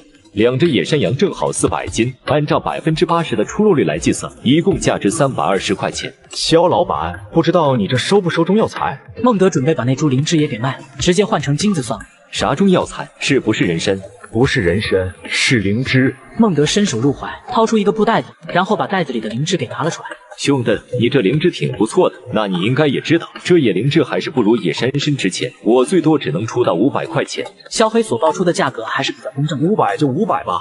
兄弟啊，按照现在金子的价格，我只能给你1条小黄鱼，外加345块钱。肖黑手拿出一根小黄鱼，还有厚厚一沓钞票。孟德点头同意。一根小黄鱼的重量在31克多，目前也就是20多块钱一克，所以肖黑给的价格还算是很公平。拿着金子和钞票，孟德离开了黑市。系统，把这根小黄鱼吞了吧。金子刚进入空间便消失不见了。一根小黄鱼的分量太少了，想要打开第2个至尊宝箱，得需要100斤黄金，那也就是得1600多根小黄鱼才行。与此同时，王永年在院子里拿着尖刀，直接将野猪皮全部选了下来，也不用烧开水烫猪毛了。没办法，只要不是瞎子，但凡看见这猪皮都知道是野猪。一直忙活到后半夜，总算把孟德带来的这只野猪给处理好了。天刚蒙蒙亮，王支书推着自行车，带着2扇野猪肉，快速的离开了家。上午8点多，王彩莲一边和社员们干着农活，一边说道：“大家明天都去我家喝喜酒，我爹准备了很多白酒，天还没亮就骑着自行车去县城了，说是多买点猪肉，留着明天酒席上用。”王彩莲就是要告诉村民，他爹去县城买肉了。彩莲，明天我一定人到礼也到。彩莲，你这找了个知青，以后肯定享福。就是，彩莲这丫头，从小我就看她行，说不定以后能成为城里人。村民们阿谀奉承着，站在不远处的孟德则笑了笑。孟德，谢谢你帮了我们家这么多忙，明天我要亲自陪你喝2杯。咱都不是外人，谢就不必了。彩莲姐，给你一句忠告，就是你以后得好好管教一下杨伟，小心这家伙背着你偷人。他不敢背着我偷人，否则的话，我让他下不来床。那你明天晚上好好表现，到时候我去你们家偷听一下。孟德，你什么时候变得这么坏了？手拿锄头的杨伟看着正在说笑的孟德与王彩莲，他总觉得这两人好像是有啥秘密似的，无缘无故王彩莲请他喝酒，不知不觉就醉了，而且还发生了那档子事，怎么这妖巧就被孟德给发现了？杨伟越想越不对，但他也不敢找王彩莲当面说出来，而且无论是王之书还是孟德，他都惹不起。杨伟继续挥舞着锄头。上午10点多，王永年骑着自行车回到了王家村。王之书，公社也能买到肉，你咋跑去县城呀？我是怕公社的肉被卖光了，所以天不亮就去了县城，好不容易买到了这150斤的肉，来回这70-80里路，我是一口水都没顾得上喝，就为了明天有肉，好好的招待你们。一听这话，杨伟急忙端了一碗凉水跑了上来。爹，你喝水，昨天你应该跟我说一下的，我可以帮你去县城买肉。虽然你是我家的上门女婿，但你也是一个知青，去县城买肉是私事，不能为了私事耽误村里的活。王支书，你买的这猪肉咋没有皮呀？王支书，这猪肉咋没猪皮呀？回来路上遇着个汉子，说儿子就好这口猪皮，央求半天，我就按5毛1斤卖了。他解释完后，还特意看了一眼站在旁边的孟德，心里暗道：关键时刻，你可不能揭我老底。见孟德悄悄竖了大拇指，才松了口气。王之书，上工的时间还没到，我在家睡得正香，你咋这个时候敲铃？就是，也让我们好好休息一会啊！前来的村民嘟囔着嘴抱怨了起来。大家别急，我知道还没到上工的时间，我摇铃叫你们来，是有一件事要跟你们商量一下。明天我家摆酒席，我想从咱们村里的鱼塘撒点鱼。不行，那鱼塘里的鱼是我们所有社员的，凭啥给你家酒席使用？虽然你是支书，但也不能鱼塘里的鱼全归你一个人嘛。我觉得王叔的这个提议可以，在所有社员的见证下，每条鱼都按斤称重，这样大家也不会吃亏。王支书，我同意你撒鱼，我也同意，我们都同意，我现在就去家拿网。所有村民纷纷表示同意，明天能吃到猪肉和鱼肉，年底还能分到钱，只有傻子才会不同意。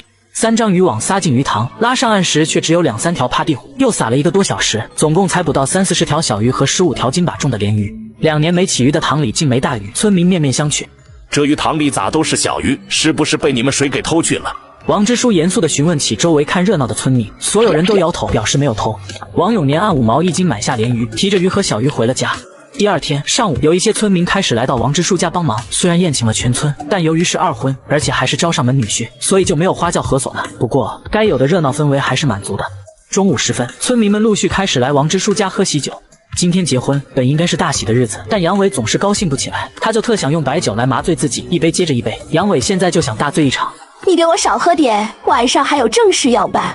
晚上有啥正事？睡觉。王彩莲撂下话，端杯走到孟德桌前。彩莲姐，今天是你大喜的日子，恭喜恭喜，我敬你一杯。孟德，应该是我敬你才对，啥都不说了，都在酒里。王彩莲很是豪爽地将杯中的酒一饮而尽。你们多吃点，我得去屋里了，我爹不让我在外面疯。王彩莲说完后，满面春风地向堂屋走去。这杨伟嫁给王彩莲，不知道是该庆幸躲过了一劫，还是会后悔跳进了火坑。那家伙肯定会庆幸躲过了一劫，要我说就该把他送去蹲大牢。要不是因为他，德哥的腿也不会被摔断。但现在杨伟这小子没受到任何惩罚，反而还成了支书家的上门女婿。二牛，有时候不见得娶媳妇就比蹲大狱要强，等着瞧吧。孟德端起酒杯，分别与他的好兄弟李二牛和王大海互相敬着，三人有说有笑。德哥，虽然今天这桌酒席还行，但我特想喝你跟如烟嫂子的喜酒。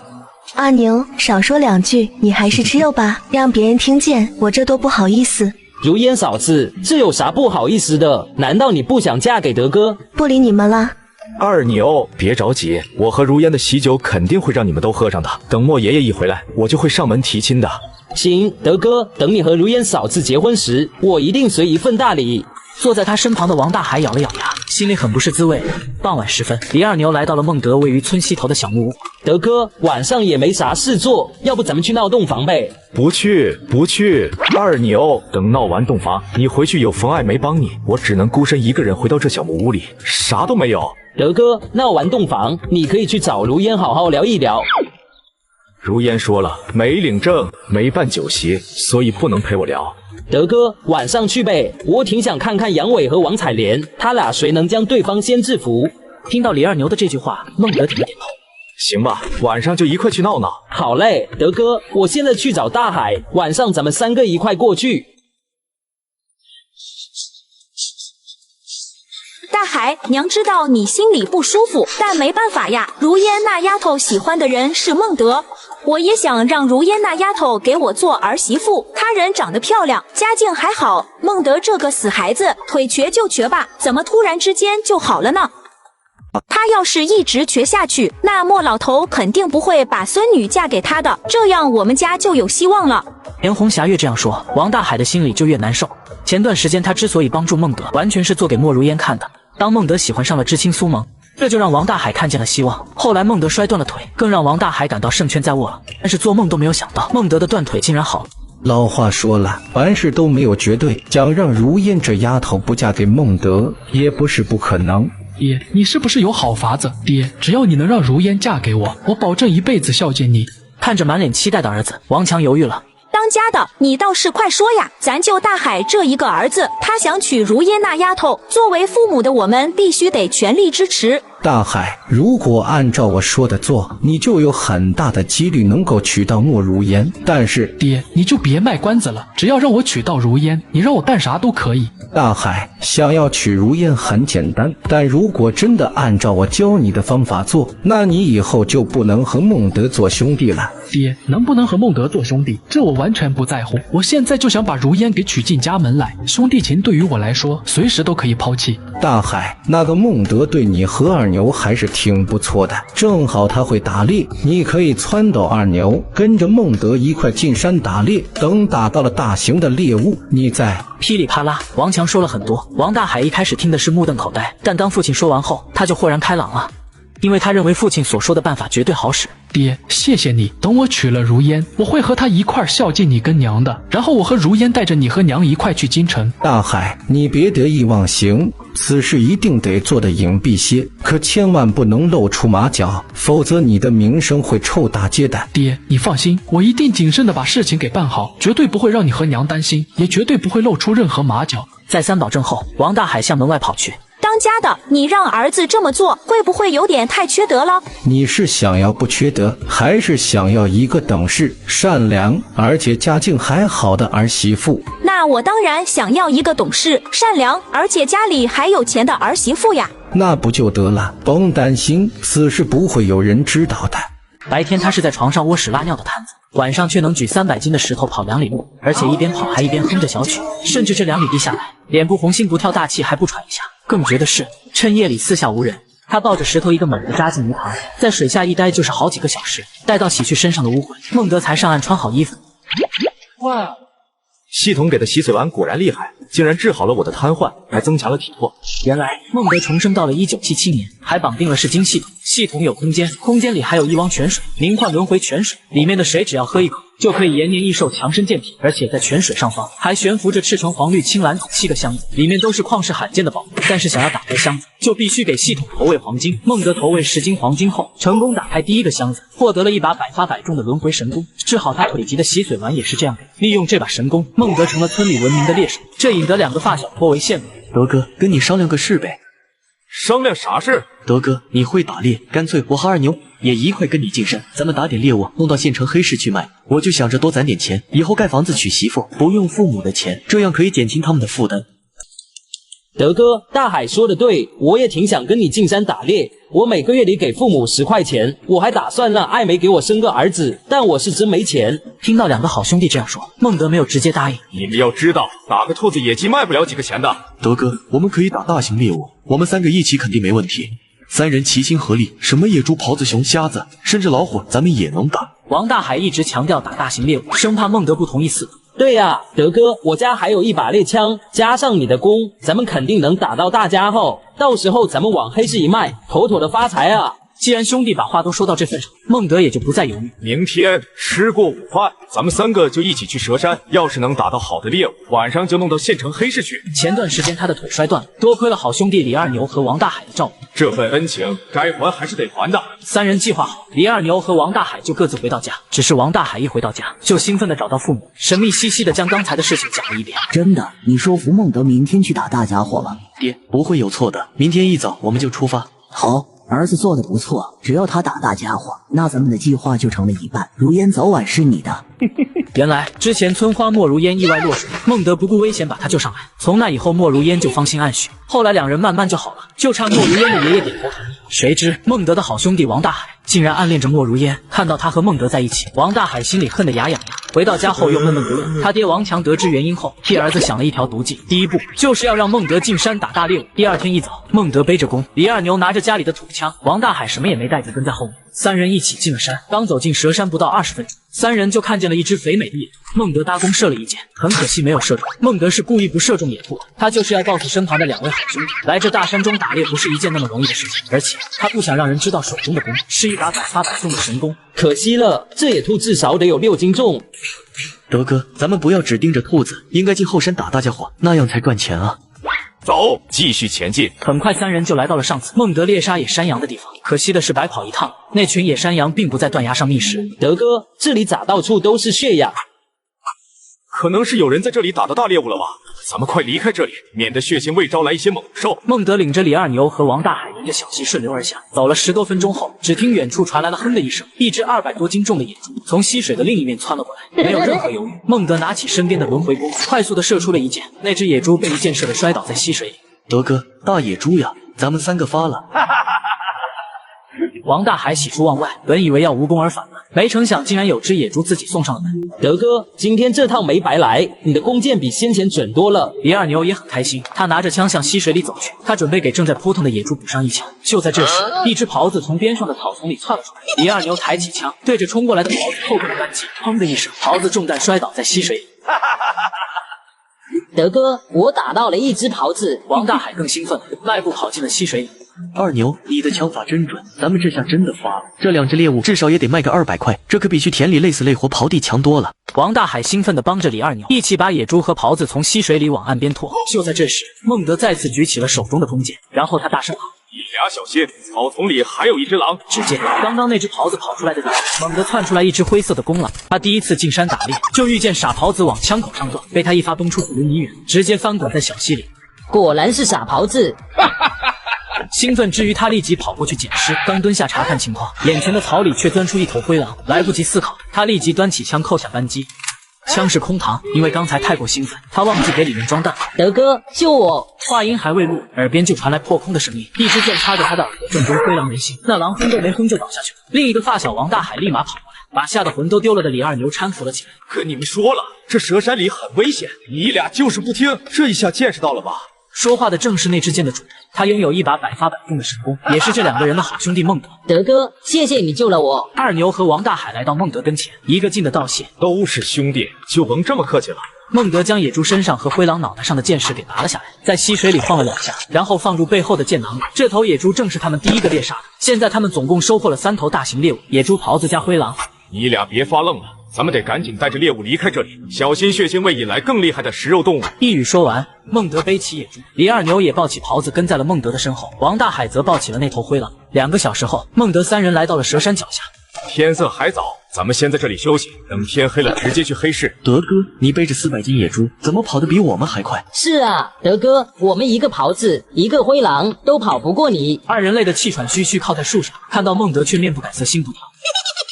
都十分的好奇，因为我天生力气大，体格也比你们好啊，正常。系统的事可不能告诉他们。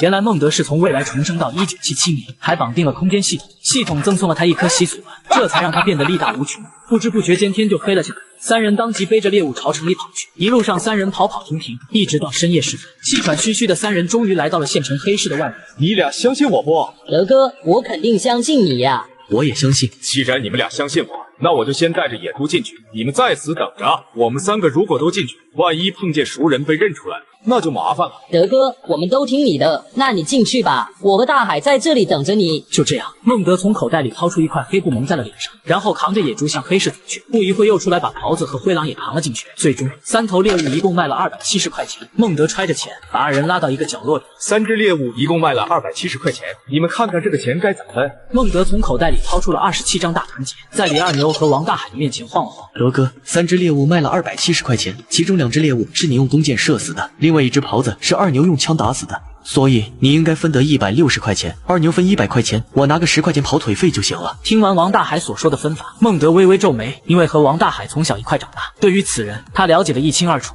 这家伙不正常啊！平时涉及到钱，那是寸步不让，今天怎么这么好些？大海，你能有这份心就行了。今天这个钱，德哥拿大头，然后我和你平分。虽然金钱是个好东西，但是李二牛认为兄弟间的情谊也很重。咱们兄弟3个就不要这么见外了。下午的时候我们一起进山，这猎物是我们一起打到的，所以必须得平分。孟德说完后，抽出90块钱塞给李二牛，然后继续数出9张大团结递给了王大海。王大海还想拒绝，却被孟德一个眼神制止。好了，今天就这样，咱们趁着夜色赶紧回家吧，被村里看见可就不好了。那个时候打到大猎物是要上交大队的，他们偷偷卖到黑市，被抓住了可是要坐牢的。听了孟德话，二人点点头，然后趁着夜色跑回了村里。等到王大海先回家后，孟德把李二牛拉到一边叮嘱：二牛，我总感觉大海今天好像哪里不对劲，明天我要陪如烟去一趟公社，你暗中偷偷观察一下王大海，防止他大嘴巴把咱们打猎的事情给说出去了。二牛点头答应，两人就各自回家了。孟德说的如烟就是他青梅竹马的对象，可他不知道的是，好兄弟王大海也暗恋如烟。结果他父亲给他出了一条毒计，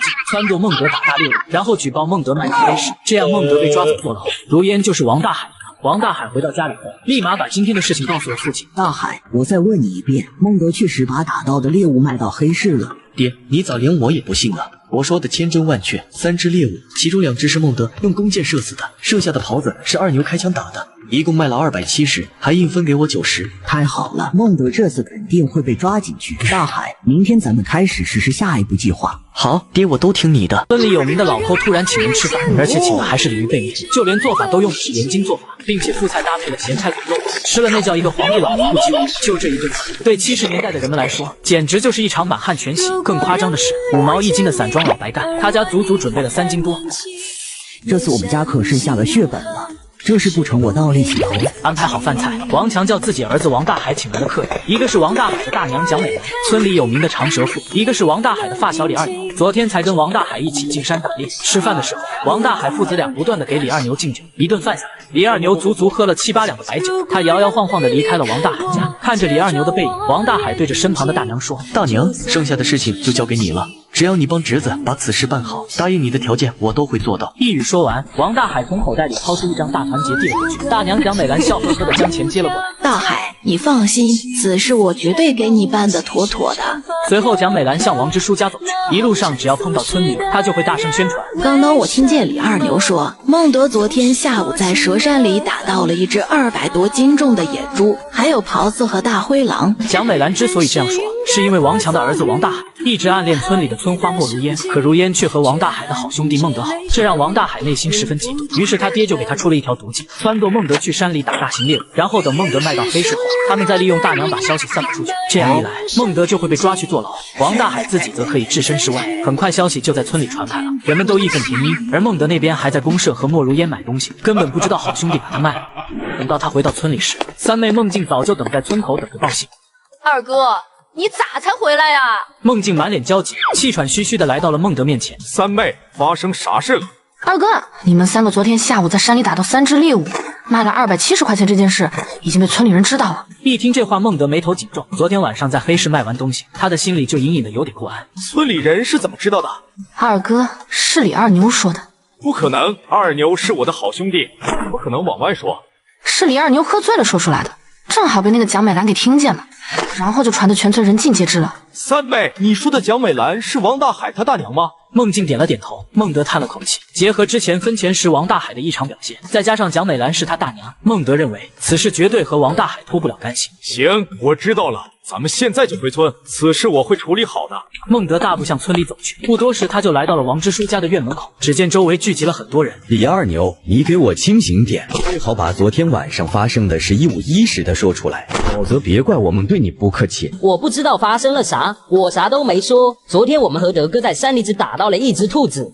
这时又有村民开始质问起王大海。大海，你还是不是我们王家村的人？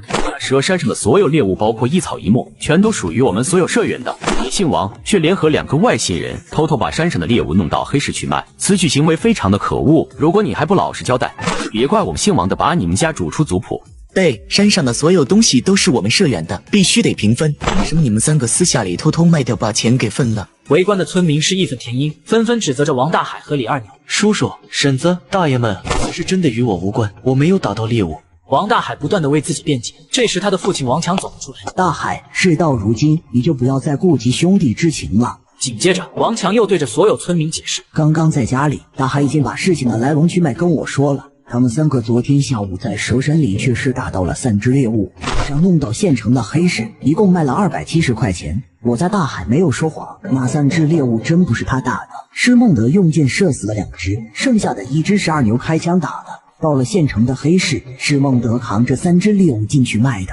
大海跟我说，他当时只想要10块钱辛苦费就行了，孟德非得塞给他90块钱。各位乡亲们，大海是我儿子，是我没有管教好他，在这里替他向大家赔个不是。王强直接给围观的村民鞠了一躬，然后他从口袋里掏出了9张大条钱。这是昨天晚上孟德强行塞给我家大海的那90块钱，我现在把它交给村里。此事真的和我家大海没多大关系，还请乡亲们能够原谅他。王强将90块钱递给了王之书，接着当着村民的面，直接给了王大海一掌。爹，我错了，以后我再也不进山打猎了。王强，大海还小，而且所犯的过错并不重，猎物是孟德和李二牛，你就不要再教训他了。有村民上来拉住王强，开始纷纷向着这对父子说话。王强和王大海心中窃喜，事情的发展与他们俩之前预料的完全一样。这时，有村民看见了站在人群外的孟德，立即高声大喊：“孟德回来了！”小伙打猎卖了270块钱，村里人却要他拿出来全村平分，而且以后打的猎物也必须上交，甚至连1根毛也不给他留，因为那个年代一切物资都是集体的，私下贩卖那可是投机倒把，抓住了就得坐牢。可进山打猎的本事又不是人人都有，见孟德打猎赚了钱，村民们不眼红那根本不可能。孟德，你凭啥拿我们村集体的猎物去黑市里换钱？你这种行为是不道德而且违法的，信不信我们去公社举报你？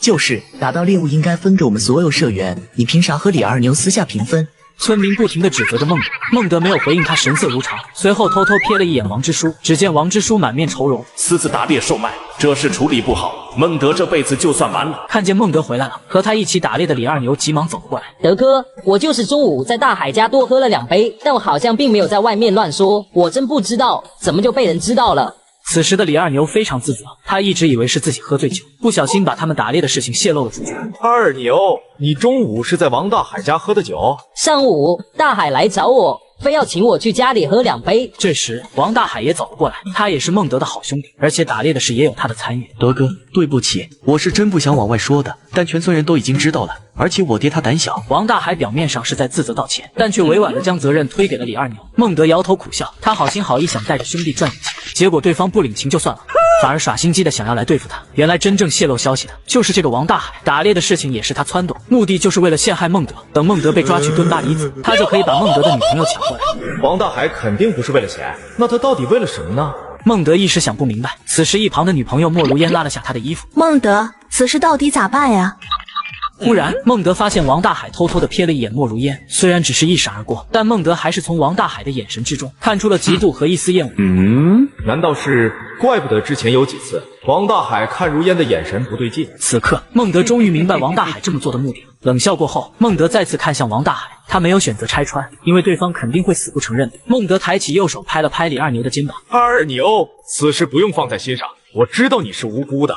既然村里人都知道了，那此事就交给我来处理，你啥都不用说，一切有我在。”一语说完，孟德又抬起左手拍了拍王大海的肩膀：“大海，咱们是兄弟，你今天这件事做得真漂亮。”王大海微微的愣了一下，难道孟德知道是我搞鬼了？孟德，都怪我没有拦着我爹，不应该让他把所有事情都说出来的。但是，就算我爹不说出来，那村里人也都知道了，毕竟二牛喝醉。孟德打断了王大海的话：“甭再说了，再说就没意思了。”他来到了王之书面前。首先，我跟村里所有人道个歉。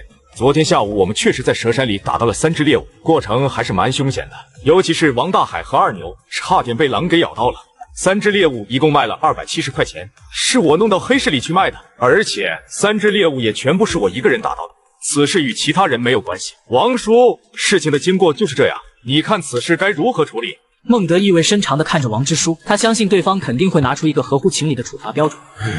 前段时间家里招女婿，孟德还送来一头野猪，这件事一定要处理稳妥。王之书眉头紧皱，心里是直犯难。德哥，你不用把我的责任往身上揽，那只狍子是我用枪打死的，无论受到什么样的处罚，我都跟你平摊。李二牛的这番话，还是让孟德有些小感动的。二牛，我说了，此事与你无关，我一个人能扛得下来。孟德说完后，他又扭头看了一眼王大海，后者羞愧地低着头，不敢直视他。王大海，咱们的兄弟之情到今天就彻底结束了。人群中和孟德有过节的一些人正幸灾乐祸，有孟德养父养母孟有庆和张菊花，还有知青杨伟以及苏萌，他们都等着看孟德的笑话。王之书，像孟德这种自私自利的违法行为，我们必须得把他扭送到公社去，让他好好的接受改造。其他的一些村民也跟着附和，纷纷表示必须得严惩孟德。王之书抬了抬手，示意众人不要喧哗。孟德还是个孩子，咱们应该给他一个改正错误的机会。王之书，你这话说的就不对了吧？他孟德已经19岁了，长得比我们这些老爷们都高都壮，你管他叫孩子？没结婚的都是孩子，孟德无父无母，咱们姓王的绝对不能看不起任何一个外姓人。孟德冒着危险去山里打猎，然后到黑市换了钱，他也就是想盖上几间房子，娶个媳妇，在咱们王家村安家而已。想法是没有错的，但做法却有些不地道。我让大家给他个机会，原谅他，但并不代表就不惩罚他。王之书看向孟德，继续说，在咱们王家村，任何人做错了事都得接受处罚。你和李二牛必须把昨天晚上在黑市卖猎物的钱上交。另外，你私自卖了2只猎物，所以还得罚20块钱。同样，李二牛也得罚10块钱。3只猎物卖了270块钱，再加上30元的罚款。这些钱全部交给村里的许会计，留到年底按户分给村里的所有社员。孟德，对于这样的处罚，你可有意见？寡妇独守空房3年，今天门外终于来了2个精壮小伙，带头的顺着门缝就钻进院中，跟班的则贴在门缝上往里看。没想到院中寡妇看见有人进来，直接返回屋内拿了一把菜刀。蒋美兰便壮着胆子威胁孟德，我再跟你说最后一遍，此事真的与我无关。如果你敢在我家里找事，那就别怪我去公社举报你。蒋美兰，虽然你男人死了，但我记得你好像还有一个8岁的儿子。闻听此言，蒋美兰面露惊恐，举着菜刀，表情扭曲。孟德，你要是敢对我儿子动手，那我就跟你拼命。儿子是我的命根子，为了他，我什么事都做得出来。老子连野猪都能杀死，难道还怕你这小小的一把菜刀？蒋美兰，事情的详细经过我已经知道个8、9不离10了。我之所以过来找你，就是想问一问，你是主谋还是受人指使的？如果你把实情说出来，那也许我可以不追究你的责任。我这人平时就喜欢射箭，哪天要是不小心……孟德没有继续往下说，他相信蒋美兰不是傻子，肯定能听懂他话里的意思。如果不将实情告诉孟德，那万一他对于我儿子动手就麻烦了。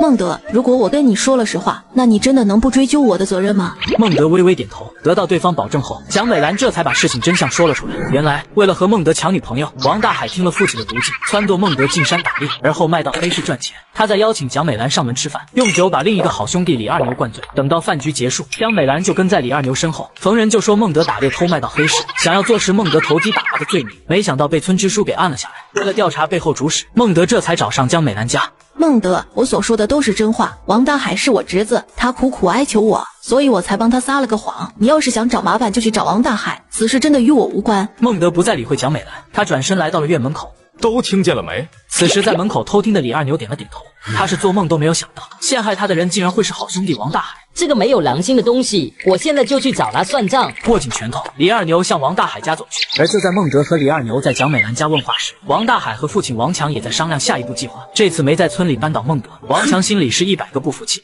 大海，你现在就去公社找到赵主任，就说孟德在大山里打到了3只猎物，然后偷偷去黑市卖了。爹，我知道了，我现在就去。王大海快步向村外跑去，李二牛气势汹汹地来到了王大海家的院门外。